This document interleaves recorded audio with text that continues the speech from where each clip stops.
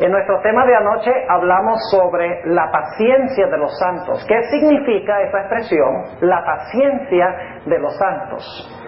Hay un hermano que compartió conmigo después del tema de ayer un versículo muy importante que quiero compartir con ustedes. Es de Apocalipsis 3:10. Yo lo había leído, no lo incluí en el tema anoche, pero deberíamos haberlo incluido. Dice allí en Apocalipsis 3:10, hablando de la tribulación final: porque has guardado la palabra de mi paciencia, yo también te guardaré de la hora de la tentación que ha de venir en todo el mundo para probar a los que moran en la tierra. Lindo versículo. Porque has guardado, ¿qué cosa? La palabra de mi paciencia. Este versículo tiene una relación estrecha y directa con la expresión la paciencia de los santos. Los que guarden la palabra de la paciencia de Dios, según esto, serán preservados en la hora de la tribulación o la tentación que vendrá sobre todo el mundo.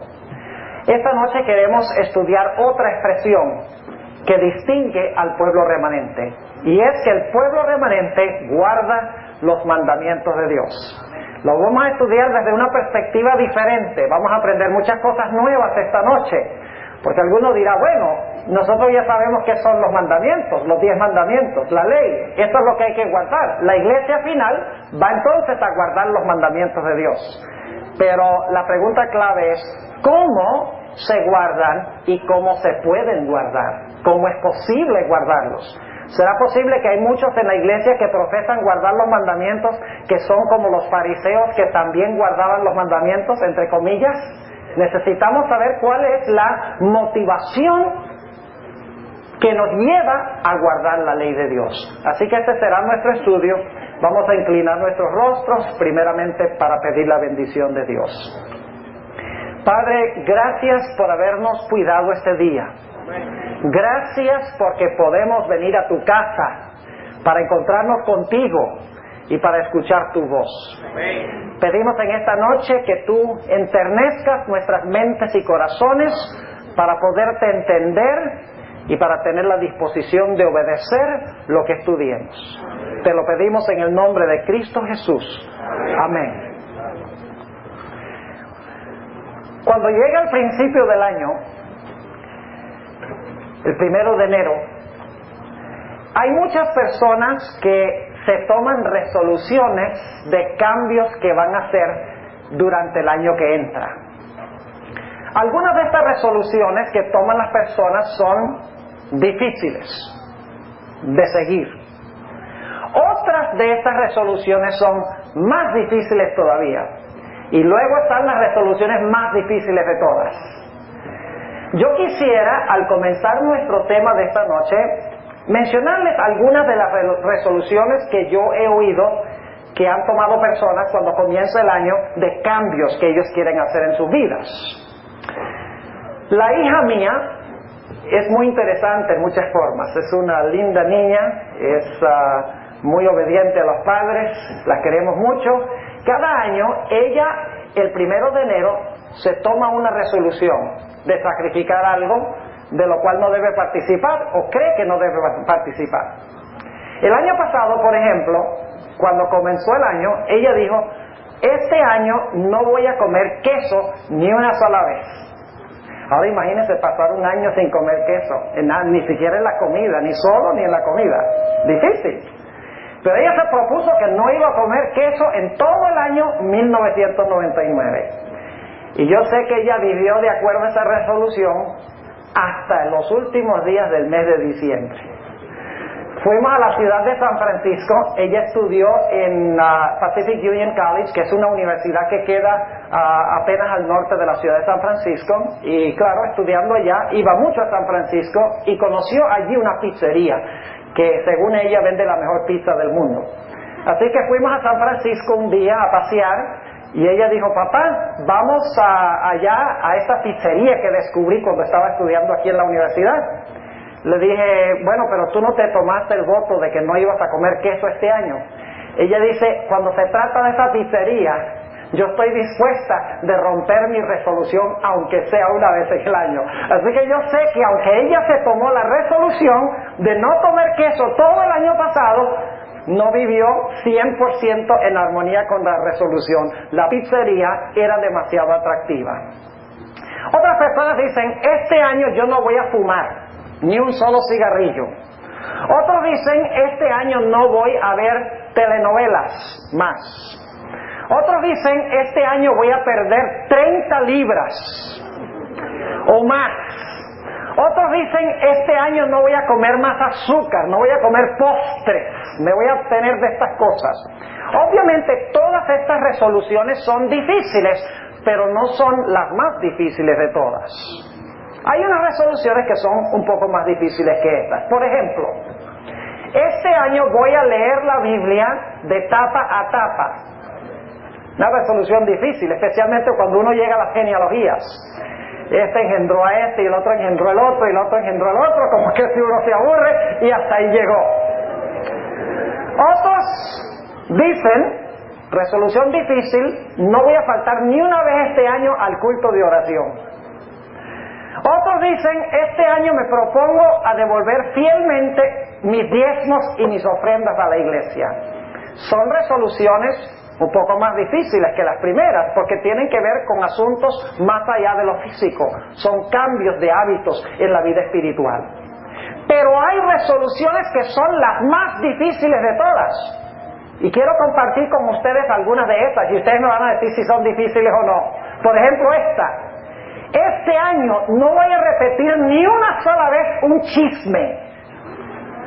Esa está difícil, y ustedes lo saben. Aquí hay otra. Este año no me voy a enojar ni una sola vez. Color de hormiga, ¿verdad? Difícil. O tal vez esta. Este año no voy a tener ni un solo pensamiento impuro, ni una sola vez. Y ustedes dicen, pastor, lo que usted está pidiendo es una imposibilidad. Porque ¿quién puede vivir todo un año sin repetir un chisme? ¿Quién puede vivir todo un año sin tener un pensamiento impuro? ¿Quién puede vivir todo un año sin perder el control propio, sin enojarse? Es una imposibilidad, piensan muchos. Pero esta noche yo quiero decirles, hermanos y hermanas visitas, que la razón por la cual nosotros no podemos vivir de acuerdo con las resoluciones que nos tomamos es porque nosotros sufrimos de un mal del corazón. Y ustedes dirán, ¿qué tiene que ver eso del corazón con los mandamientos de Dios? Esta noche vamos a analizar por qué razón nosotros no podemos vivir de acuerdo a las resoluciones que nos tomamos. ¿Por qué razón nos proponemos hacer el bien, nos proponemos a guardar la ley, pero no podemos alcanzar la norma? Para entender esto, necesitamos regresar al Antiguo Testamento, a la historia de Israel, y allí vamos a entender por qué razón nos tomamos resoluciones, nos proponemos hacer el bien, nos proponemos a cambiar, y aunque somos sinceros, aunque hablamos en serio y decidimos en serio, no lo podemos hacer. Necesitamos regresar a la historia del pueblo de Israel. Y voy a repasar la historia brevemente que se encuentran en los primeros 19 capítulos del libro de Éxodo. En unos momentos vamos a leer un par de versículos allí, pero mientras tanto quiero que ustedes nada más recuerden en su mente conmigo la historia de Israel. El libro de Éxodo comienza con el pueblo de Dios cautivo en Egipto. Eran esclavos, eran siervos de los egipcios. Si ustedes leen el relato van a descubrir que ellos no podían librarse por sus propias fuerzas. No tenían armas, no tenían organización militar, no tenían fuerza, eran esclavos, no podían librarse de su servidumbre. De por sí mismos estaban condenados para siempre a ser esclavos de los egipcios. Pero en su desesperación, si ustedes leen allí en Éxodo el capítulo 2, clamaron a Dios. Y le dijeron, Señor, nosotros somos esclavos, somos siervos, no podemos librarnos a nosotros mismos. Necesitamos ayuda. Y dice en Éxodo 2, 20 al 23, que clamaron a Dios y oraron a Dios. Y Dios les dijo, porque ustedes claman a mí, yo los voy a librar de este capataz que los tiene bajo su dominio, que los tiene esclavos. Yo voy a intervenir y por mi gracia los voy a librar. Y ustedes conocen la historia, Dios intervino de una forma milagrosa y sin que el pueblo actuara de su parte, Dios los libró de su esclavitud, los libró de su servidumbre. Ahora, yo quiero recalcar un punto muy importante y no pierdan este punto que voy a mencionar ahora.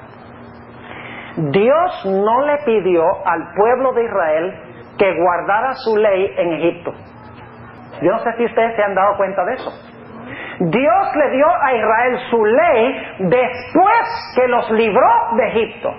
Dios no les dijo, mire, yo les voy a dar ahora mi ley en Egipto. Cuando ustedes guarden perfectamente esa ley, entonces yo los voy a librar. Eso hubiera sido salvación por obras. Hubiera sido liberación por obras. Es decir, ustedes obedecen y yo los libro. Pero no fue así. Dios no dio su ley en Egipto. Dios dio su ley después. Es decir, que Dios libró a Israel de Egipto por pura gracia. Porque clamaron a Dios, porque rogaron a Dios, porque tenían gran necesidad. Dios les dijo, sin mérito de su parte, yo los libro de servidumbre, yo los saco de Egipto. Gloria a Dios. Eso es gracia, favor inmerecido. Porque clamamos en nuestra desesperación a Dios. Dios nos libra de la servidumbre. Pero esa no es toda la historia. Muchas iglesias hoy en día les gustaría parar allí y decir, gloria al Señor, Dios me libró por gracia, no tengo que preocuparme de la ley. Ahora, Dios no le dio la ley a Israel en Egipto para decirles, guarden mi ley y yo los libro. Los libró por su gracia, pero luego los llevó al monte Sinaí y les dio su ley. Ahora escuchen bien. Cuando Dios los libró de Egipto, todavía Israel no era su pueblo. Israel llegó a ser el pueblo de Dios en el monte Sinaí. Y se los voy a comprobar. Vayan conmigo al libro de Éxodo, el capítulo 19. Éxodo, el capítulo 19. El pueblo ha sido librado por gracia, porque clamó a Dios. Ahora son libres, no por mérito de ellos, no porque son buenos ellos, sino porque Dios, cuando clamaron a Él, los libró por su gracia, favor inmerecido. ¡Gloria a Dios! Pero ahora Dios en el monte Sinaí le va a decir a Israel, yo hice mi parte, yo los libré a ustedes, yo los saqué de servidumbre, ahora si ustedes quieren ser mi pueblo, ustedes tienen que responder a lo que yo hice. Noten Éxodo 19 y el versículo 3. Y Moisés subió a Dios, y Jehová lo llamó desde el monte diciendo, así dirás a la casa de Jacob y denunciarás a los hijos de Israel. Vosotros visteis lo que hice a los egipcios. ¿Quién hizo a los egipcios? ¿Quién fue el que lo hizo? Dios. ¿Cómo os tomé sobre alas de águila y os he traído a mí? Es decir, ustedes vieron cómo yo los libré de esclavitud, de servidumbre. Cómo por mi gracia, porque ustedes clamaron, los libré, sin mérito alguno. Pero noten el versículo 5. Ahora pues, si diereis oído a mi voz y guardareis mi pacto, vosotros seréis mi especial tesoro sobre todos los pueblos, porque mía es toda la tierra, y vosotros seréis mi reino de sacerdotes y gente santa. ¿Qué es lo que está diciéndole Dios a Israel? Está diciéndole, yo los libré, pero ahora yo quiero que ustedes sean mi pueblo. Pero para ser mi pueblo, ustedes tienen que guardar mi ¿qué? Mi pacto. Ahora, ¿qué es eso del pacto? ¿Qué es el pacto que Dios dice? Yo los libré sin mérito alguno, pero ahora yo quiero que ustedes hagan un pacto conmigo y sean mi pueblo. ¿Qué es el pacto? Vamos a Deuteronomio, el capítulo 4. Debería haberles dicho que guardaran su lugar en Éxodo, porque vamos a volver allá, pero vamos a Deuteronomio 4 y los versículos 12 y 13. Deuteronomio 4, 12 y 13. Vamos a ver qué es el pacto que Dios le dice ahora a Israel. Ahora ustedes son libres, yo quiero que para que ustedes sean mi pueblo especial, ustedes guarden ahora mi pacto. Noten Deuteronomio 4 y el versículo 12 y 13. Y habló Jehová con vosotros de en medio del fuego. Oísteis la voz de sus palabras, mas a excepción de oír la voz, ninguna figura visteis. Y él os anunció su ¿qué? Su pacto. ¿Y qué es el pacto? Sigue diciendo, y él os anunció su pacto, el cual os mandó poner por obra las 10 palabras, y escribiólas ¿dónde? En 2 tablas de piedra. ¿Qué es el pacto? Los 10 mandamientos. Así que cuando Dios dice, si ustedes ahora oyen mi voz y guardan mi pacto, ustedes van a ser mi pueblo especial, Dios está diciendo que ellos tienen que guardar ¿qué? Tienen que guardar los 10 mandamientos de Dios. Es decir, Dios dice, yo los libré por gracia, pero para ustedes ser mi pueblo especial, ustedes tienen que guardar mi pacto, y mi pacto es mi santa ley. Vamos otra vez a Éxodo 19, para que les quede claro este punto tan crucial. Éxodo 19 y el versículo 4. Noten que el versículo 4 habla primero de gracia. Dice, vosotros visteis lo que hice a los egipcios, y cómo os tomé sobre alas de águila, y os he traído a mí. Es decir, yo los libré por gracia. Pero luego el versículo 5, ahora pues si diereis oído, ¿qué significa esa palabrita sí? Es un sí condicional. ¿Qué indica eso? Si haces esto. ¿Son el pueblo de Dios todavía? Antes de responderle a Dios, no Señor. Dice ahora pues si diereis oído mi voz y guardareis mi ¿qué? Mi pacto, entonces vosotros seréis mi especial tesoro sobre todos los pueblos, porque mía es toda la tierra. Es decir, para que ustedes sean mi pueblo, ustedes deben responder a la gracia guardando mi pacto, guardando mi santa ley, los 10 mandamientos. Ahora, cuando Dios le dijo a esto a Israel, ¿cómo respondió el pueblo de Israel? Noten el versículo 8. Y todo el pueblo, porque Moisés ahora baja y le dice al pueblo, mire, Dios ha hablado conmigo y me ha dicho que Él quiere hacer un pacto con ustedes, para que ustedes sean el pueblo especial de Él. Él los libró, ahora Él quiere que ustedes respondan guardando el pacto de su ley, que Él va a dar en Éxodo 20, porque en Éxodo 20 es que Dios da los 10 mandamientos del pacto, después que el pueblo dice, bueno, está bien, vamos a hacer el pacto. Así que Moisés baja y le dice al pueblo, Dios quiere hacer este pacto con ustedes, quiere que ustedes ahora sean el pueblo obediente a los 10 mandamientos, a su ley.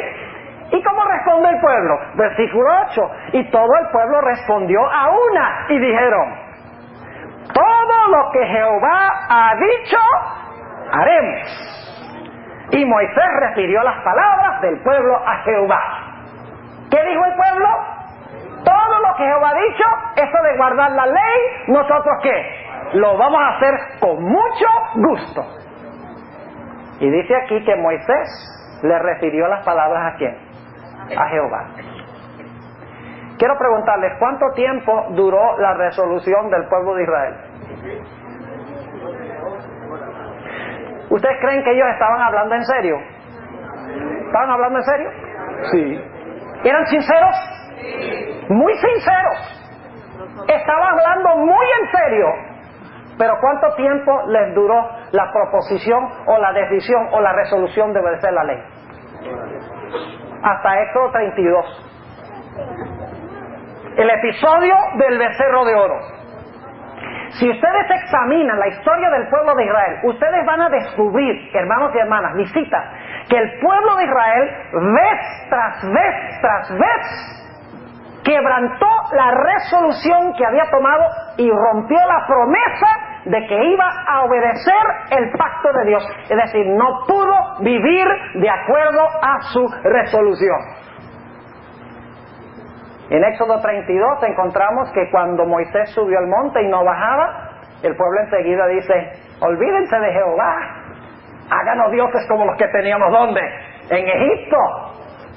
Cuando no había agua, ¿qué hizo el pueblo? Murmuró, Jehová nos sacó para matarnos de sed aquí en el desierto. Cuando Dios les dio maná, se alegraron, pero después de comer maná un tiempo, dicen, nuestra alma está fastidiada de este pan tan liviano, queremos otra cosa más sabrosa. A veces se cansaban del liderazgo de Moisés, a pesar de que Dios había llamado a Moisés, y criticaban a Moisés. Muchas veces querían apedrearlo. Estaban cansados del largo desierto. Cuando llegaron a las fronteras de Canaán, entraron los espías, volvieron y revolvieron al pueblo y dijeron: no, nosotros no podemos tomar esa tierra. Dudaron del poder de Dios para librarlos de sus enemigos en Canaán. Vez tras vez, el pueblo quebrantó su resolución y desobedeció el voto que había tomado para con Jehová.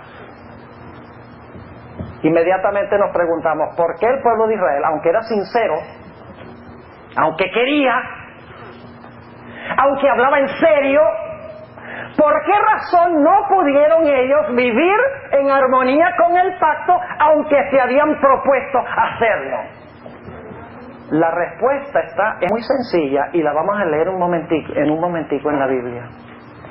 Es porque ellos querían que un corazón viejo viviera una vida nueva. Ellos tenían un problema con su corazón. Mientras el corazón era malo, no podían salir obras buenas. Ahora, antes de leerles ese texto tan crucial de Jeremías, yo quisiera que vayamos a Éxodo 20 para notar un dato muy interesante en cuanto a la ley y la gracia. Noten Éxodo 20 y vamos a leer el versículo 1, y antes de hacerlo déjenme preguntarles, ¿dónde comienzan los 10 mandamientos? ¿Ah? ¿Cómo comienzan los 10 mandamientos? A ver. Gracias. Cuando yo hago esa pregunta, en muchas partes me dicen: no tendrás dioses ajenos delante de mí. Pero los 10 mandamientos tienen un prólogo, una introducción muy importante. Noten lo que dice Éxodo 21. Habló Dios todas estas palabras diciendo: yo soy Jehová tu Dios, que te saqué de la tierra de Egipto, de casa de siervos. Dios está diciendo: yo te libré, yo te saqué de Egipto por gracia. No te di mi ley allá porque no podías guardarla. Israel no podía guardar la ley en Egipto. ¿Saben por qué? Porque eran siervos de Faraón. ¿Cómo podían ser siervos de Faraón y de Dios también? Cuando trataron de guardar el sábado no pudieron, porque eran siervos de Faraón, y Dios dice: ahora guarda mi sábado. ¿Cómo iban a guardar el sábado cuando Faraón los hacía trabajar el sábado? Así que era necesario librarlos de servidumbre primero, para luego Dios decirles: ahora ustedes están libres de su primer amo, ahora tienen libertad para servirme a mí, así que ahora yo les doy mi ley. Y fíjense que Dios dice: yo los saqué de Egipto, y entonces Dios dice: ahora, porque ustedes responden a mi gracia, no tendrás dioses ajenos delante de mí. No te harás imagen, no tomarás mi nombre en vano, guardarás mi día de reposo. Honra a tu padre y a tu madre, no matarás, no cometerás adulterio. Es decir, Dios le da la ley como consecuencia de la redención de Israel. Y quiere que Israel guarde la ley como resultado de haber recibido la gracia de Dios. Pero aunque se propusieron hacerlo, aunque hablaban en serio, aunque eran sinceros, no guardaron la ley. ¿Por qué no pudieron vivir de acuerdo a su resolución? Vamos al libro de Jeremías, el capítulo 31. Jeremías, el capítulo 31, y vamos a notar algo muy interesante acá.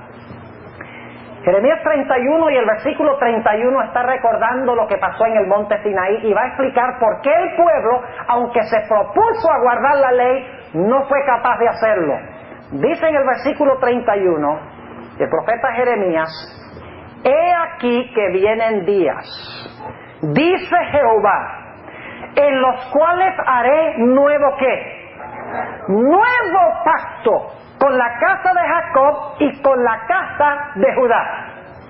Y muchas iglesias dicen: Dios iba a hacer un nuevo pacto, así que el primer pacto Dios lo clavó en la cruz, para entonces implementar el nuevo pacto.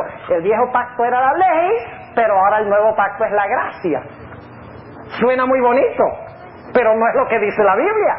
Sigamos leyendo.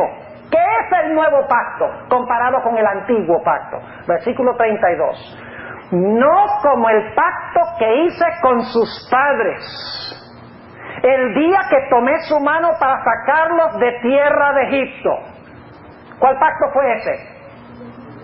¿Cuál pacto fue ese que Dios hizo cuando lo sacó de tierra de Egipto? ¿A dónde se hizo ese pacto? En el monte Sinaí. Dice, yo voy a hacer un pacto nuevo, pero no como el pacto que hice allá. Entonces, ¿qué problema había con el pacto? Sigamos leyendo. Versículo 32. No como el pacto que hice con sus padres el día que tomé su mano para sacarlos de tierra de Egipto, porque el pacto era malo. Ah, gracias. Se demoraron en responder, ¿no? Sí, tienen que leer, porque si yo leo y digo eso, siempre nos falta alguien que diga amén. Sin leer lo que dice la Biblia, léanlo por ustedes mismos, no traguen entero. Ese es el problema en el mundo cristiano, los miembros tragan entero y junto con la buena comida tragan veneno también. ¿Dónde estaba el problema con el pacto? Dice, porque ellos invalidaron mi ¿qué? Mi pacto. ¿El problema era con el pacto o el problema era con el pueblo? Con el pueblo. El problema no era el pacto, el problema era el pueblo que invalidó el pacto. Y luego Dios dice, bien que yo fui, ¿qué cosa? Bien que yo fui un marido para ellos, dice Jehová. ¿Qué es lo que hizo Dios en el monte Sinaí? Dios hizo un pacto matrimonial con Israel. El pacto es un matrimonio, donde Dios le dice a Israel, ¿te quieres casar conmigo? Y entonces Israel dice, todo lo que Jehová dice, eso haremos. Nos casamos con Jehová. Y Dios y el pueblo se casaron. Aquí dice, Dios fue un marido para ellos, dice Jehová. Se casaron. Pero ¿cuánto tiempo vivió Israel en armonía con el pacto matrimonial? Los profetas cada rato dicen, eres una mujer adúltera, te has prostituido con las naciones.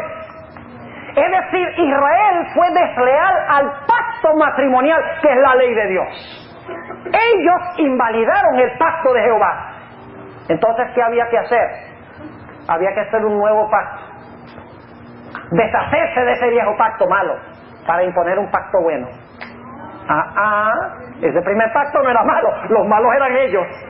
Noten el versículo 33. Lindo versículo, dice, mas este es el pacto que haré con la casa de Israel después de aquellos días, dice Jehová. Daré mi ley. ¿Cuál ley? ¿Cuál ley? ¿Cuál fue la ley que dio en el Sinaí? Los 10 mandamientos. Dice, daré mi ley. ¿Dónde? En sus entrañas. Y escribiré la dónde. En sus corazones. Y seré yo a ellos por Dios, y ellos me serán ¿por qué? Por pueblo. Fíjense la fórmula matrimonial. Yo voy a ser el marido o el Dios de ellos, y ellos van a ser mi esposa y mi pueblo. Dios dice, voy a hacer un nuevo pacto. Ahora yo pregunto, el viejo pacto tenía ley, pero el nuevo pacto no tiene ley. ¿Qué les parece? El viejo pacto tenía los 10 mandamientos, el nuevo pacto no tiene 10 mandamientos. ¿Sí los tiene?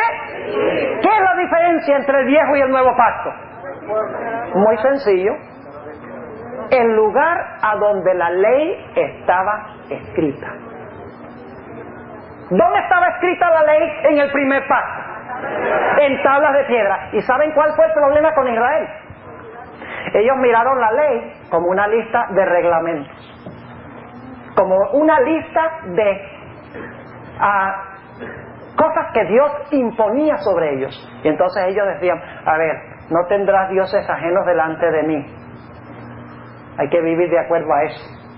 No cometerás adulterio, no matarás. Es decir, la ley estaba ¿dónde? Fuera de ellos.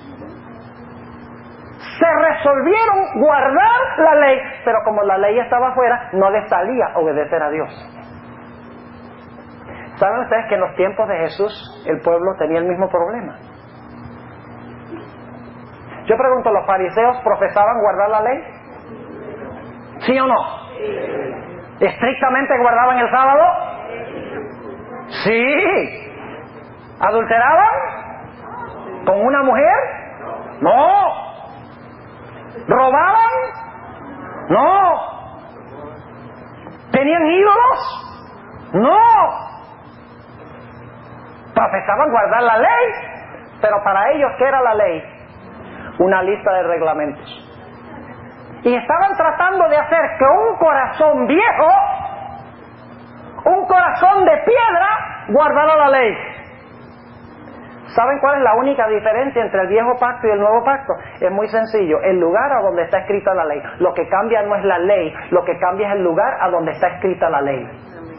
En el primer pacto la ley está fuera del hombre en tablas de piedra, mientras que en el nuevo pacto Dios toma esa misma ley y la escribe en las tablas del corazón para que le salga al hombre obedecerla y no para que se le imponga desde afuera la ley. Yo pregunto entonces, ¿el primer pacto tiene sábado y el segundo no? Así dicen nuestros amigos de otras iglesias, dicen, el primer pacto era sábado, ahora no sábado. El primer pacto era ley, ahora el segundo pacto es gracia. El primer pacto era letra, ahora es el Espíritu Santo. No más ley, no más reglas. Pero mis hermanos y hermanas, visitas, lo que cambia en el nuevo pacto no es la ley, lo que cambia es el lugar a donde está escrita la ley. Bajo el viejo pacto está en tablas de piedra, bajo el nuevo pacto está escrita en las tablas del corazón.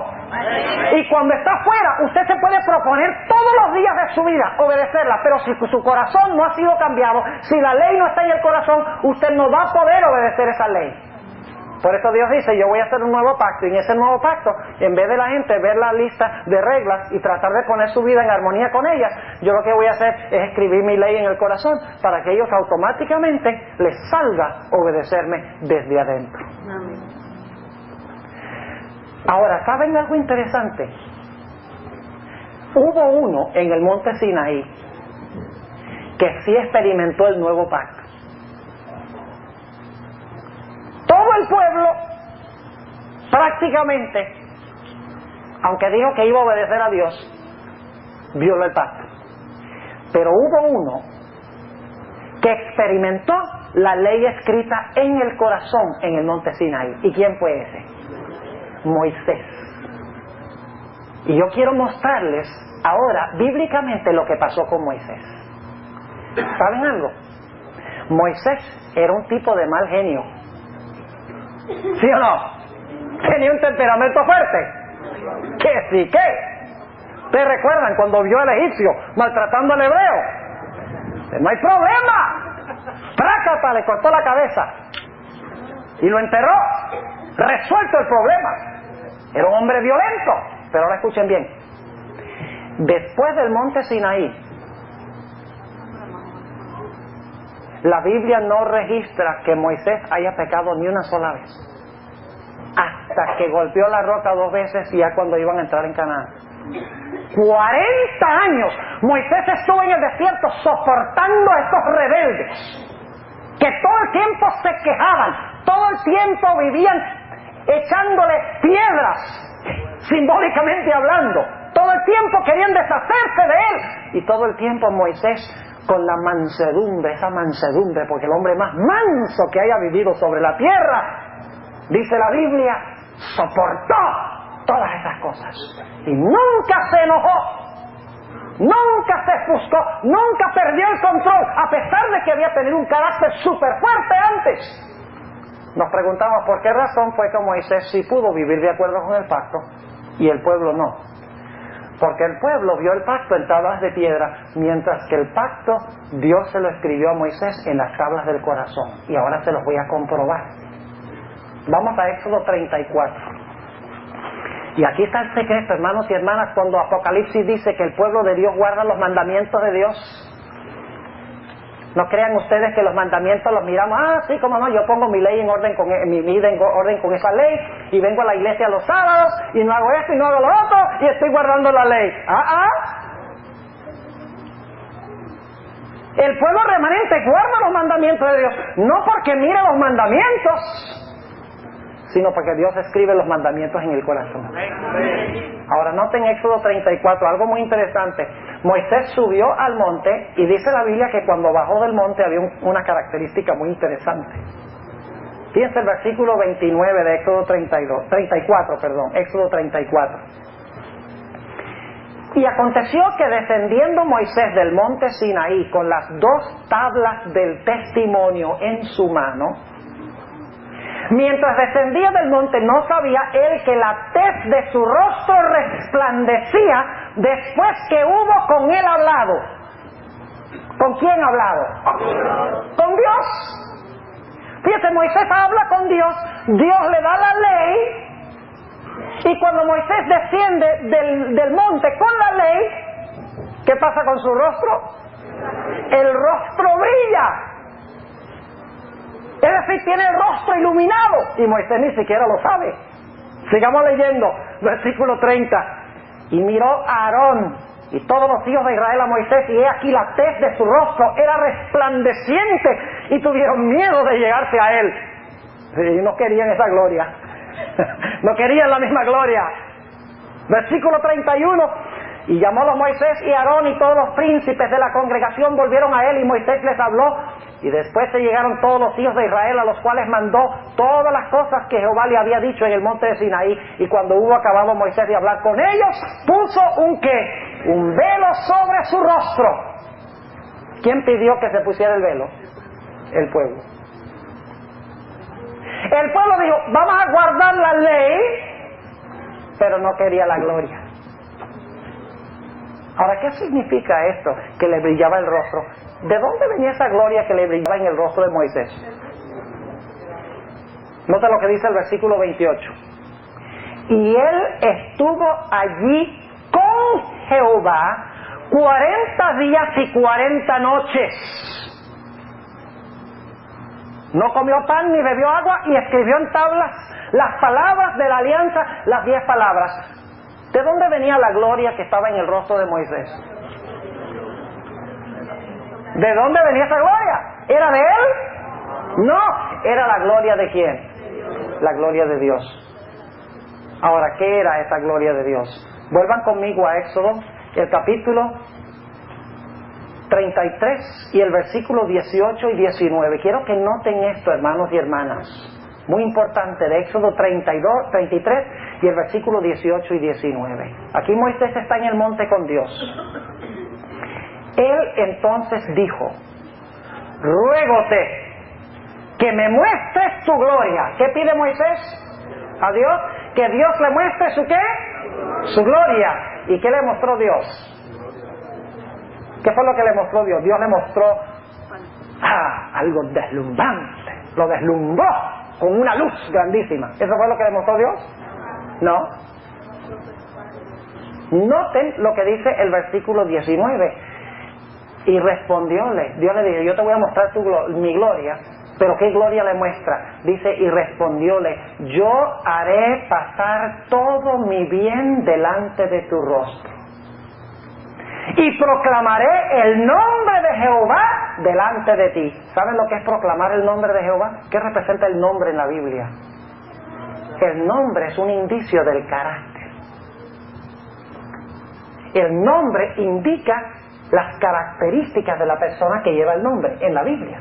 Por eso, por ejemplo, cuando Jacob nace, sus padres le ponen Jacob, que significa suplantador, y era un gran suplantador. Desde el momento que nació estaba agarrado del tobillo de Saúl, tratando de nacer el primero, tratando de suplantarlo, y luego lo suplantó quitándole la primogenitura. Le cuadraba el nombre al carácter. Pero luego, cuando lucha con el ángel y prevalece, Dios le dice, ya no te vas a llamar suplantador, ahora te vas a llamar Israel, príncipe de Dios. Todo el libro de Génesis, Dios cambia nombres porque indica que ha cambiado el carácter. Así que cuando Dios dice aquí, proclamaré el nombre de Jehová delante de ti, está diciendo, yo voy a proclamar mi ¿qué? Mi carácter. Y dice, y tendré misericordia del que tendré misericordia, y seré clemente para con el que seré clemente. ¿Qué son aspectos del carácter de Dios? Su misericordia y su ¿qué? Su clemencia. Es decir, Dios le dice algo muy sorprendente a Moisés. Moisés le dice, muéstrame tu gloria, y Dios dice, te voy a mostrar mi clemencia y mi misericordia. Te voy a proclamar mi nombre, que es mi ¿qué? Mi carácter. En el monte Sinaí Dios le mostró a Moisés su gloria, pero la gloria era su ¿qué? Su carácter. Ahora yo pregunto, ¿la ley es un reflejo de qué?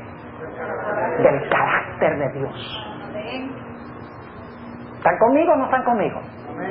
Siempre como adventistas hemos dicho que la ley es el carácter de Dios en forma escrita. Es un reflejo del carácter de Dios. Porque fíjense que Dios no mata, Dios no comete adulterio, Dios no roba, Dios no habla falso testimonio. Es decir, los 10 mandamientos describen cómo es Dios. Son una transcripción del carácter de Dios. Entonces, ¿qué fue lo que le mostró Dios a Moisés? No solamente los 10 mandamientos escritos en tabla de piedra, sino que le mostró Dios a Moisés su ¿qué? Su carácter. Noten Éxodo 34 para corroborar este punto. Éxodo 34 y el versículo 6 y 7 dice aquí: y pasando Jehová por delante de él, proclamó. Acabamos de leer que iba a proclamar su ¿qué? Su nombre en el capítulo 33. Ahora dice, ¿qué fue lo que proclamó cuando proclamó su nombre? Dice, proclamó: Jehová, Jehová, fuerte, misericordioso y piadoso, tardo para la ira, grande en benignidad y verdad, que guarda la misericordia en millares, que perdona la iniquidad, la rebelión y el pecado, y que de ningún modo justificará al malvado. ¿Qué está describiendo aquí Moisés? El carácter de Dios. Entonces, ¿qué fue lo que vio Moisés en el monte Sinaí que no vio el pueblo? El pueblo vio una ley escrita en tablas de piedra, pero Moisés tuvo comunión ¿con quién? Con Dios, y asimiló su ¿qué? Su carácter, como se refleja en la ley. Es decir, la ley fue escrita en el corazón de Moisés, porque tenía comunión de verdad personal con Dios. ¿Están conmigo o no están conmigo? Ahora es interesante que cuando la gloria de Dios es pegajosa, si ustedes ven un adventista que todo el tiempo tiene la cara larga, todo el tiempo está serio, está triste, está bravo, ese no tiene la ley en el corazón. Porque cuando usted está con Dios y Dios escribe su ley o su carácter en el corazón, su ley en el corazón, el resultado es el que el rostro a usted le brilla. Amén. Y la gente ve una diferencia grande. Amén. Déjenme darles un ejemplo para que puedan entender un poquito mejor. ¿Cómo podemos nosotros glorificar a Dios? ¿De dónde sale la gloria con la cual nosotros glorificamos a Dios? Glorificar a Dios significa darle a Dios ¿qué cosa? Gloria. ¿De dónde viene la gloria que usted le da a Dios? De Dios. ¿Cómo así, pastor? Entonces la gloria que yo le doy a Dios viene de Dios. Sí, señor. La gloria que usted le da a Dios es la gloria que primero tiene que venir de Dios. Y si no viene de Dios, usted no se la da a Dios. Déjenme ilustrar lo que quiero decir. Ustedes salen por la noche aquí, en una noche clara, y en el cielo ven la luna, una luna llena, romántica. ¿De dónde viene la luz de la luna? Del sol. Entonces lo que tienen que decir, ay, qué linda está la luz del sol esta noche. ¿Es así o no es así? Sí, porque la luna en sí misma no tiene gloria. La única forma como refleja la gloria a la tierra es porque primero recibió la gloria del sol. La gloria de la luna es la gloria del sol. La luna glorifica al sol. Y así es la vida cristiana. ¿Saben que Jesús dijo, yo soy la luz del mundo? Pero ¿saben que también dijo, vosotros sois la luz del mundo? Entonces, ¿cómo así? ¿Cristo es la luz del mundo o soy yo? Lo que pasa es que Cristo es el sol y nosotros somos lunas. Pero ¿cuántas veces no pasa que una persona se para a cantar, una persona famosa, ¿verdad? Y entonces mueve los brazos y canta alto y todo. Y mírenme a mí. Pero toda gloria que nosotros le damos a Dios es una gloria que primero vino a Dios, vino de Dios. Es decir, cuando salimos en la noche debemos decir, ay, qué lindo está el sol esta noche. Porque la gloria de la luna viene del sol. De la misma manera, nuestra gloria, con la cual nosotros alumbramos la gloria que tenemos en el rostro que viene de Dios, lo que hace es glorificar a Dios. La gente debe decir, mire, ese sí conoce a Dios, ese sirve un gran Dios, mire qué bueno es Dios, mire cómo tiene el carácter de Dios. Porque cuando Dios escribe su ley en el corazón, no tenemos que prender un bombillo para alumbrar el rostro, porque la gloria, la luz sale de adentro. ¿Qué hizo Dios entonces? Dios lo que hizo fue escribir en el corazón de Moisés su ley. Ahora algunos se estarán preguntando si mi idea es correcta. El apóstol Pablo dice que sí. Vayan conmigo a 2 de Corintios 3. 2 de Corintios, el capítulo 3. Y vamos a notar algo muy interesante aquí. 2 de Corintios, el capítulo 3. Y lamentablemente no puedo leer todo el capítulo y exponer todo el capítulo. Es tremendo este capítulo. Necesita uno 1 hora y media, por lo menos, para analizarlo versículo por versículo. Pero lo que quiero que vean ahora es 1 o 2 detalles. Noten lo que dice en 2 de Corintios, el capítulo 3, y está recordando lo que pasó en Éxodo, el capítulo 34. Dice allí, en 2 de Corintios 3, y el versículo 3, lo siguiente: siendo manifiesto que sois letra de Cristo, administrada de nosotros, escrita no con tinta, mas con el Espíritu del Dios vivo, no en tablas de piedra, sino en tablas de carne del corazón. Pablo está diciendo, ustedes son letra nuestra, ustedes están reflejando lo que nosotros les hemos enseñado de Dios, porque tienen la ley no escrita en piedra, sino que tienen la ley escrita ¿dónde? En el corazón. Por eso es que ustedes reflejan a Jesús en su vida diaria. Ahora la pregunta es, ¿cómo es que se logró escribir esa ley en el corazón de los corintios? Vamos al versículo 18 para que vean. Y si ustedes leen los versículos inmediatamente antes, van a encontrar que se relata la historia de cuando el rostro de Moisés brilló. Este es el versículo que concluye la exposición sobre el brillo en el rostro de Moisés. Dice en el versículo 18, ¿cómo es que Dios le escribió la ley en el corazón a Moisés? Dice, por tanto, nosotros todos, mirando a cara descubierta, como en un espejo, la gloria del Señor. ¿Qué es lo que miramos? La gloria del Señor. ¿Somos qué? Transformados de gloria en gloria en la misma semejanza como por el Espíritu del Señor. ¿Cómo nos asemejamos a Jesús? ¿Cómo? Mirando mucha televisión, escuchando música mundana, leyendo novelas. No, cuando hacemos eso, reflejamos lo que vemos. Alimentamos la naturaleza carnal. Ese era el problema con Israel. No contemplaba la gloria de Dios, sino la gloria de Egipto. ¿Cómo es que la ley es escrita en el corazón y no en tablas de piedra?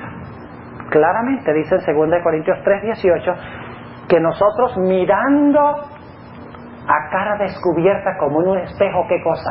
La gloria del Señor, somos transformados a su misma semejanza y reflejamos ¿su qué? Su gloria. ¿Saben ustedes esa palabra transformados allí? Es la palabra griega metamorfoeo. ¿Qué palabra hispana sacamos de la palabra metamorfoeo? Metamorfosis. ¿Saben qué es una metamorfosis? ¿Han visto el desarrollo, por ejemplo, de una mariposa? Increíble. Yo coleccioné mariposas por muchos años. Es impresionante. ¿No tiene este gusanito todo peludo que está en un árbol comiendo las hojas del árbol? ¿Quién toca eso? Dicen que da fiebre si uno toca ese gusanito, ¿verdad? Y entonces luego el gusano se pega a una pared y hace una quisálida, un capullo, y ahí está adentro, se metió el gusano. Pero cuando se rompe el capullo, no sale un gusano, es una mariposa hermosa. Dice, ¿qué pasó? ¿Qué se hizo el gusano? Fue transformado en mariposa. Tuvo una metamorfosis. Así es cuando contemplamos a Jesús. En nuestra vida se realiza una metamorfosis, porque Cristo escribe la ley en el corazón y ahora nos sale por amor obedecer a Jesús. Y se refleja el carácter de Jesús. ¿Cuántos en el pueblo remanente tienen esta experiencia? ¿Saben cuál es el problema que nosotros tenemos? Nosotros miramos la ley y decimos, bueno, a ver, hay que guardar el sábado. Vamos a ver quién no lo está guardando, para ponerlo en censura. Somos legalistas. Y pensamos que porque miramos esta lista de reglamentos, que cada día tratamos de poner nuestra vida en armonía con esas reglas, con esas normas, que estamos obedeciendo la ley. Pero mis hermanos y mis hermanas, si no nos agrada obedecer la ley, si no nos agrada reflejar el carácter de Jesús, si no nos sale del corazón hacerlo, podemos hablar de los mandamientos hasta el día de la muerte, pero no los estamos guardando. Somos como el pueblo de Israel. Permítame leerles una cita tremenda del espíritu de profecía. Esta cita se encuentra en el libro Hijos e Hijas de Dios, página 337. Fíjense qué lindo lo que dice la sierva del Señor. Al contemplar a Cristo, al hablar de Él, al contemplar la belleza de su carácter. Ahora, la hermana White escribió en inglés. Lamentablemente en la traducción, cuando dice al contemplar la belleza de su carácter, la palabra belleza en español no puede reflejar plenamente la palabra en inglés. Es una palabra de estas intraducibles, donde uno lo traduce y solamente es una traducción parcial. La palabra que usa la hermana White en inglés es la palabra loveliness. ¿Cuántos aquí saben inglés? A ver, ¿saben lo que significa loveliness? Es difícil, yo todavía no he conseguido una traducción adecuada para esa palabra. Significa todo lo que es digno de ser amado, todo lo que es precioso, bello, hermoso. Pero lo he traducido la belleza porque es la mejor palabrita que consigo en español. Dice, al contemplar a Cristo, al hablar de Él, al contemplar la belleza o el loveliness de su carácter, somos transformados. Transformados de gloria en gloria. Y luego dice ella, ¿y qué es gloria? Es carácter. Somos transformados de carácter en carácter. Así vemos que hay una obra de purificación que se realiza mientras contemplamos a Jesús. Entonces tal vez hemos estado haciendo las cosas al revés. Mirando la ley, yo no puedo poner mi vida en armonía con la ley. Pero contemplando a Jesús y su carácter y pasando tiempo con Él, cuando yo veo su carácter, la ley, que es un reflejo de su carácter, es escrita en mi corazón, y entonces no tengo que preocuparme ya de los 10 mandamientos, porque están en el corazón y me sale obedecer a Dios. ¡Qué lindo! Ya no necesitamos un anciano parado en la puerta viendo cuán largos son los vestidos de los que entran a la iglesia. Ya no tenemos que mirar a ver qué es lo que la gente está comiendo y bebiendo, ni tenemos que tener miedo de que nos estén vigilando, porque automáticamente vamos a hacer lo que es agradable delante de los ojos de Jehová, porque la ley está en el corazón. Y vamos a guardar mucho mejor la ley de Dios, porque cuando nos sale obedecer a Dios, de verdad estamos guardando su santa ley. Quiero notar algunos versículos más antes de concluir esta noche. Vayan conmigo al libro de Mateo, el capítulo 15 y el versículo 17 al 21. Mateo, el capítulo 15 y el versículo 17 hasta el versículo 21. Mis hermanos y mis hermanas, lo que más nosotros necesitamos hacer es pasar tiempo con Jesús. ¿Fue eso lo que hizo Moisés? ¿Sí? ¿Y se le pegó la gloria? ¿Reflejó el carácter? ¿Reflejó la ley? No pecó ni una vez en 40 años, sino hasta el final. ¿Y ustedes creen que eso fue algo, un accidente? La ley, el carácter de Dios había sido escrita en su corazón. Por eso pudo ser paciente y manso todos esos 40 años. Entonces nosotros tenemos que dejar de ver tanta televisión y tenemos que dejar de tanto ajetreo y tanto trabajo y tenemos que pasar tiempo con Jesús. Nota lo que dice Mateo el capítulo 15 y el versículo 17. Está hablando Jesús en cuanto a la expresión: no es lo que entra al hombre lo que contamina al hombre, sino lo que sale del hombre. Dice: ¿no entendéis aún que todo lo que entra en la boca va al vientre y es echado en la letrina? Mas lo que sale de la boca del corazón sale, y esto contamina al hombre. ¿Dónde está el problema del hombre? Un problema de afuera. ¿Es un problema de dónde? De adentro. Entonces, ¿qué es lo que hay que hacer? ¿Arreglar afuera? Arreglar nuestra conducta. Voy a dejar de hacer esto, voy a dejar de hacer esto, voy a dejar de hacer esto, no voy a hacer esto más, y cuando entonces obedezca todas esas reglas, soy perfecto. No, por más que usted se proponga, no lo va a poder hacer. Lo está haciendo al revés. Lo que necesita es un corazón nuevo, donde está escrita la ley. Dios lo primero que tiene que hacer es arrancar ese corazón de piedra y meterle uno de carne. Y entonces Él escribir en ese corazón de carne su santa ley. Eso es lo que tiene que hacer. Sacar el corazón de piedra y meter uno de carne. Dios es el gran cardiólogo celestial. Y fíjese, Dios hace solo una clase de cirugía. Dios no mete marcapasos. Forget it. Olvídese de eso. Dios no cambia válvulas. Tampoco. Dios tampoco hace bypass. Nada de eso. Dios hace solo una clase de cirugía del corazón. Trasplante. No trata de arreglar lo que tiene mal. No, está todo mal. Lo saco y meto uno nuevo. Donde puede escribir mi santa ley. El problema del hombre es adentro, no es afuera. Noten lo que dice Mateo nuevamente, el capítulo 15, el versículo 18. Más lo que sale de la boca del corazón sale, y esto contamina al hombre. Porque del corazón salen los malos pensamientos, muertes, adulterios, fornicaciones, hurtos, falsos testimonios, blasfemias. ¿De dónde sale todo eso? Del corazón. Entonces, si eso sale del corazón, necesitamos un corazón nuevo. ¿Sí o no? Dice: estas son las cosas que contaminan al hombre, que comer con las manos por lavar no contamina al hombre. ¿Cuántas personas aquí hacen pan?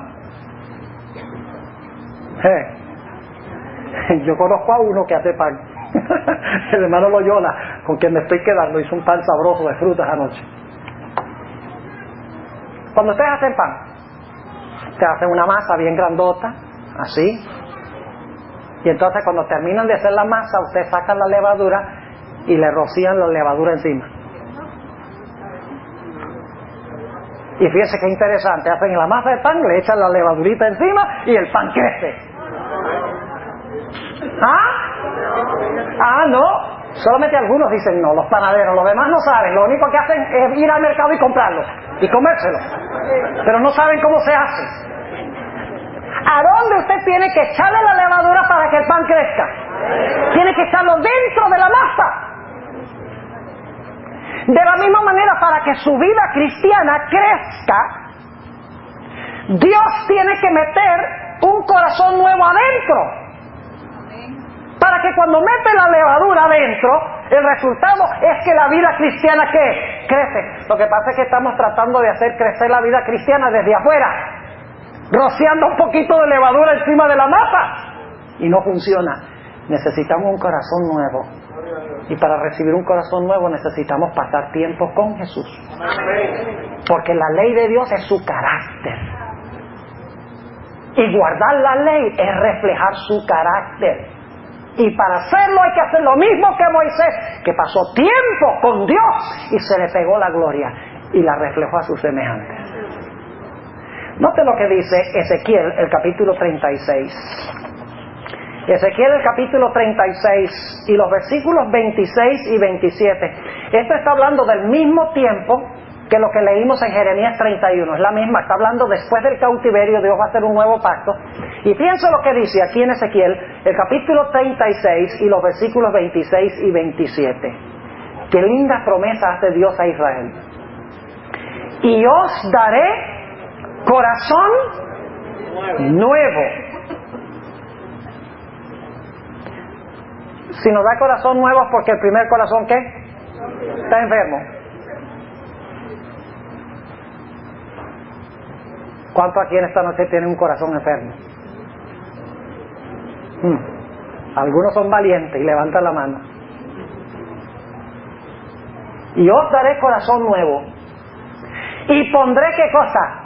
Espíritu nuevo dentro de vosotros. Y quitaré de vuestra carne el corazón de piedra y os daré un corazón ¿de qué? De carne. Y entonces algunos dicen, bueno, Dios me dio un corazón de carne y hasta luego ley. Así dicen muchos cristianos. No, yo no estoy bajo la ley, estoy bajo el Espíritu. Yo tengo que guardar la ley porque estoy bajo la gracia. Pero ahora fíjense que después que Dios dice, te voy a dar un corazón nuevo y voy a poner mi espíritu dentro de ti, noten el resultado en el versículo 27.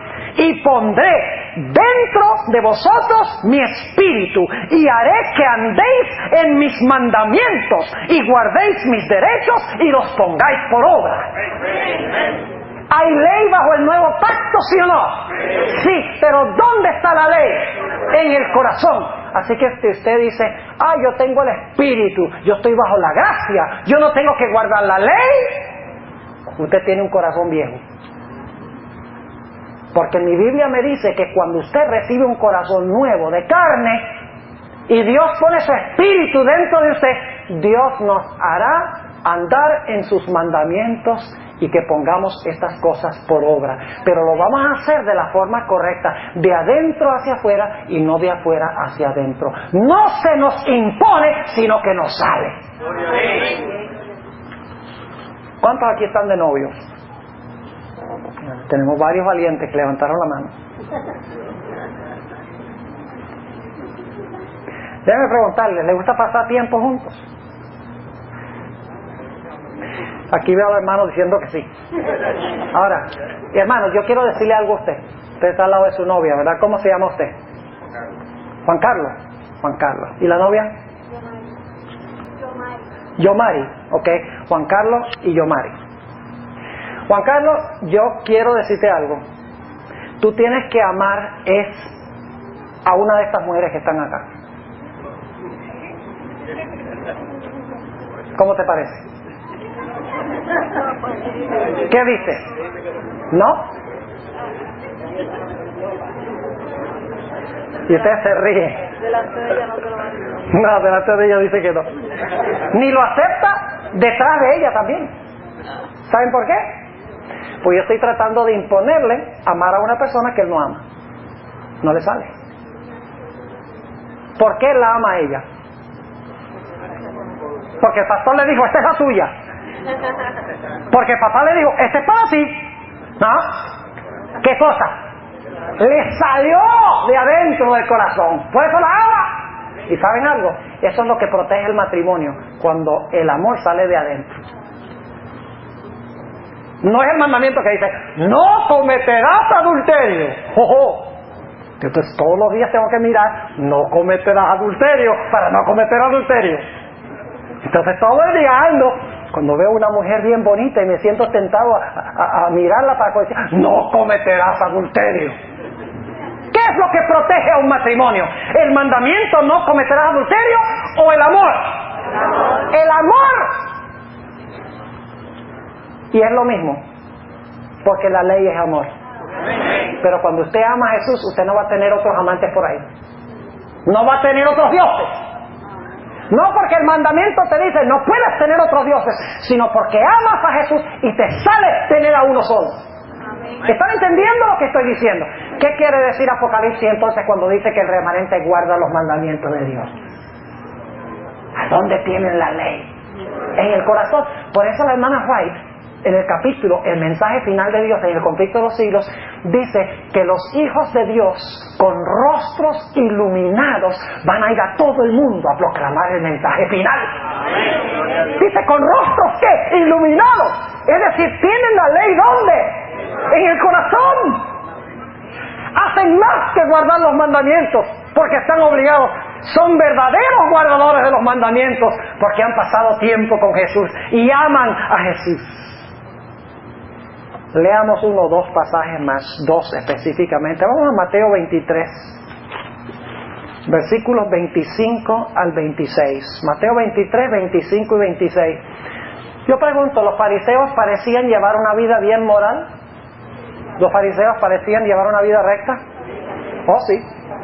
¿Saben que muchos de los fariseos hubieran sido buenos ancianos en iglesias adventistas? Claro, no en esta. No en las que están representadas aquí, esas se escapan, son especiales. Por ejemplo, el joven rico dice, yo he guardado todas esas leyes de mi juventud. ¿Qué más me falta? ¿Dónde veía ese joven la ley? En tablas de piedra. Si no, yo miré todas las reglas y mi vida está en armonía con las reglas. Pero luego cuando Cristo dice, ve y vende todo lo que tienes y dáselo a los pobres, ama a tu prójimo como a ti mismo, él dice, no. Entonces quiere decir que la ley no estaba en el corazón, porque el resumen de los últimos 6 mandamientos es, amarás a tu prójimo como a ti mismo. Legalista, pero no tenía el amor de Dios en el corazón. Ahora noten lo que Jesús le dice aquí a los fariseos. Mateo 23, y vamos a leer los versículos 25 y 26. Ay de vosotros, escribas y fariseos hipócritas. ¿Qué es un hipócrita?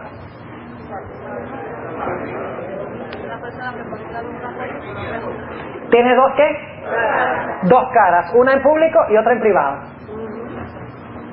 Por fuera se ve ¿qué? Bien, y por dentro está podrido. Tremendo. ¿Dónde tenían la enfermedad los fariseos? ¿Por fuera o por dentro? Por dentro. Fíjense lo que dice Jesús. Ay de vosotros, escribas y fariseos hipócritas, porque limpiáis lo que está de afuera del vaso. ¿Cuántos de ustedes, si se van a tomar un vaso de agua y el vaso ha estado sentado ahí por un mes, lo llevan y entonces lo lavan bien bonito por fuera, le echan agua y se toman el agua? ¡Qué ridículo, pastor! Eso es lo que estaban haciendo los fariseos. Dice, ay de vosotros, escribas y fariseos hipócritas, porque limpiáis lo que está fuera del vaso y del plato, mas de adentro están llenos de robo y de injusticia. Y luego les da la solución, versículo 26. Fariseo ciego, limpia primero lo de adentro del vaso y del plato, para que también lo de afuera se haga limpio. Es decir, si usted limpia el corazón primero, ¿qué va a pasar afuera? Ya no habrá problemas con mujeres que se ponen prendas. Faldas cortas, olvídenlo. Cine, no más. Música mundana, olvídelo. No porque la iglesia tiene normas y dice, tienes que vivir de acuerdo con las normas. Porque cuando usted pasa tiempo con Jesús, le repele lo que ve por televisión. Le choca. Porque cuando usted está enamorado, tiene el carácter de Jesús en el corazón, le molesta la letra de las canciones mundanas, sucias del mundo. Le repele, le fastidia, le molesta, no lo soporta.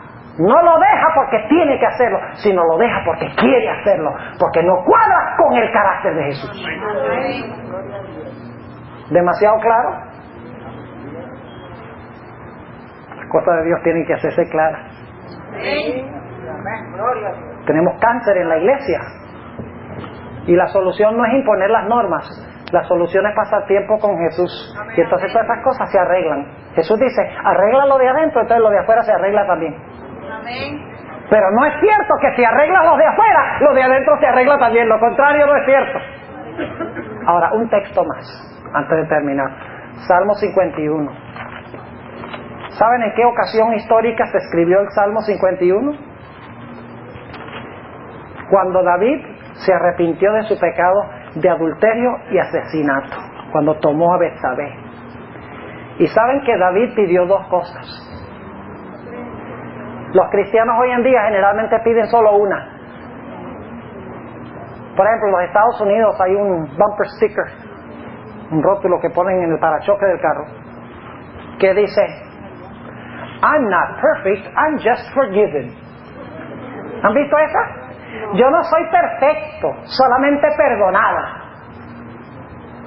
Es decir, lo único que quieren es perdón, no perfección. La Biblia dice que David quería las dos cosas. Note lo que dice, primeramente, en el capítulo 51 y el versículo 1 y 2. Ten piedad de mí, oh Dios, conforme a tu misericordia. Conforme a la multitud de tus piedades, borra mis rebeliones, es decir, quita mis pecados, lávalos, perdónalos. Pero ¿saben qué pide más? Noten lo que dice el versículo 10. Crea en mí, oh Dios. ¿Sabe esa palabra crea allí? Es muy interesante. Es la misma palabra que se usa en Génesis 1:1, a donde dice: en el principio creó Dios los cielos y la tierra. Es la palabra hebrea bará, que significa crear de la nada. Donde Dios no tiene nada y de repente hace algo. Como si yo no tuviera nada en mi mano y de repente digo: sea un pájaro, y se aparece un pájaro de repente en la mano. Es en bará, crear de la nada. Una creación sobrenatural de Dios. Así que dice David: crea en mí, oh Dios, un corazón que limpio, y renuevo un espíritu recto dentro de mí. ¿Reconocía David dónde estaba su problema? ¿Era suficiente que nada más Dios lo perdonara del asesinato y lo perdonara del adulterio si tenía un corazón igual que el que tenía antes? No, porque cada vez que saliera al balcón y viera una mujer bonita le iba a pasar lo mismo. No era necesario solo que Dios le perdonara lo que había hecho, sino que Dios le pusiera un corazón nuevo para que en el futuro no se sintiera tentado por lo que veía. Por eso le pidió a Dios un corazón un corazón nuevo, un espíritu recto dentro de sí. Hermanos y hermanas, entonces, ¿qué quiere decir Apocalipsis cuando declara que el pueblo remanente guarda los mandamientos de Dios? Sencillamente quiere decir que Dios ha escrito su ley en el corazón y como resultado el pueblo de Dios refleja la gloria de Dios en la observancia de su ley, no porque tienen que hacerlo, sino porque quieren hacerlo. Y créanme que cualquier legalista no va a estar entre el pueblo remanente de Dios. Aquellos que ven la ley solo como una lista de reglamentos en tablas de piedra, tarde o temprano van a salir de caminar con el pueblo remanente de Dios. Y el secreto, mis hermanos y hermanas, en cortas cuentas, para que usted pueda tener ese corazón nuevo y pueda tener esa ley escrita en el corazón, es lo mismo que hizo Moisés. Usted tiene que pasar tiempo con Jesús. Amén. Tiempo, horas, cada día, contemplando su carácter, viendo lo maravilloso que es. Y saben ustedes que cuando hacemos eso, se empieza a realizar en nuestra vida una transformación que nosotros mismos no podemos entender. Gloria a Dios. Ya como les digo, lo que nos gustaba ya no nos gusta. Y lo que no nos gustaba ahora nos gusta. Es una transformación tremenda, que es linda. Uno se da cuenta de cambios en la vida. No porque hemos sido obligados a hacerlo, sino porque el amor de Cristo está escrito en el corazón. ¿Ustedes quieren tener esa experiencia? ¿Quieren levantar la mano? ¿Desean tener esa experiencia? ¿Un corazón nuevo? Gloria a Dios, mis hermanos y hermanas. No es solamente cuestión de levantar la mano e irnos a la casa y decir: qué bonito fue el tema esta noche. Tenemos que cambiar nuestros hábitos. La forma como usamos nuestro tiempo hay que cambiarlo. Y hay que dedicarle tiempo a Jesús. Para que reflejemos su carácter de gloria en gloria. Y el mundo entonces va a ver no a un legalista, sino que va a decir, ¿cómo ese hermano, cómo esta hermana se parece a Jesús? Qué dulce, qué amable, qué cortés, qué bueno habla, qué bonito habla, qué limpia su conversación.